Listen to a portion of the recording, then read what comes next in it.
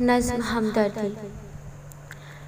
ٹہنی پہ کسی شجر کی تنہا بلبل تھا کوئی اداس بیٹھا، کہتا تھا کہ رات سر پہ آئی، اڑنے چگنے میں دن گزارا، پہنچوں کس طرح آشیاں تک، ہر چیز پہ چھا گیا اندھیرا۔ سن کر بلبل کی آہوزاری، جگنو کوئی پاس ہی سے بولا، حاضر ہوں مدد کو جان و دل سے، کیڑا ہوں اگرچہ میں ذرا سا۔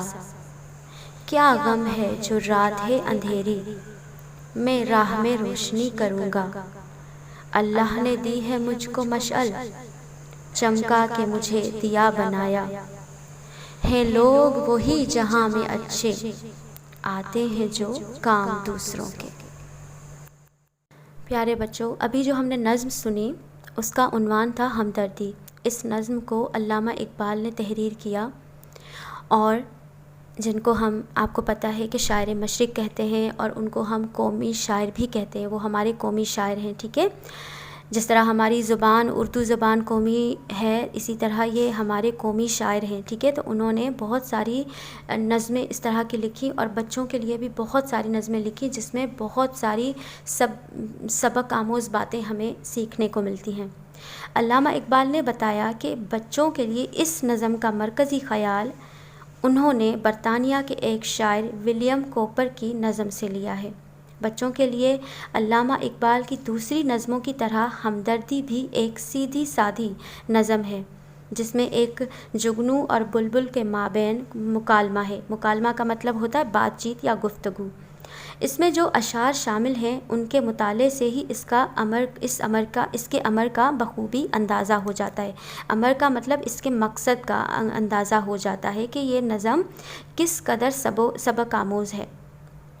نظم میں بتایا گیا ہے کہ کسی درخت کی شاخ پر ایک بلبل تنہا اور اداس بیٹھا ہوا تھا، اور کہہ رہا تھا کہ سارا دن تو دانہ چگنے میں گزر گیا اور اب رات سر پر آ گئی ہے، ساری فضا پر تاریکی چھا گئی ہے، یعنی پوری کائنات، پوری دنیا میں اندھیرا چھا گیا ہے۔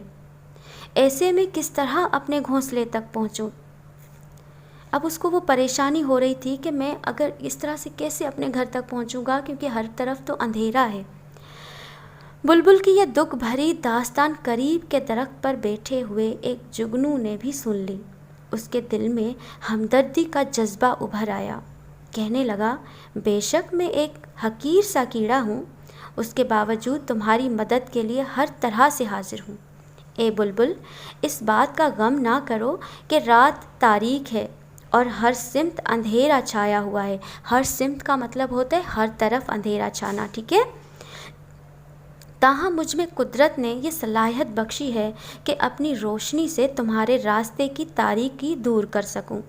تمہاری رہنمائی کا فریضہ اپنے ذمے لیتا ہوں۔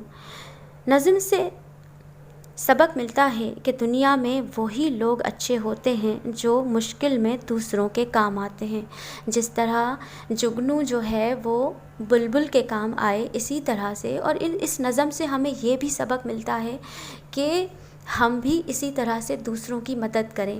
دوسروں کو کبھی اگر کوئی پریشانی ہو اور ہمارے اگر بس میں ہوتا ہے تو ہمیں چاہیے کہ ہم ان کی مدد کریں، ٹھیک ہے۔ اسی لیے انہوں نے اس میں فرمایا ہے کہ وہی لوگ دنیا میں اچھے ہوتے ہیں جو کہ دوسروں کے کام آتے ہیں، ٹھیک ہے۔ تو اللہ تعالیٰ کو بھی وہی لوگ پسند ہیں جو کہ دوسروں کی مدد کرتے ہیں، دوسروں کے کام آتے ہیں، ٹھیک ہے۔ تو اس بات کو اپنے ذہن میں رکھیے گا، اس نظم کو دوبارہ سے سنیے گا، پڑھیے گا، ٹھیک ہے۔ اپنا بہت سارا خیال رکھیے گا۔ اللہ حافظ۔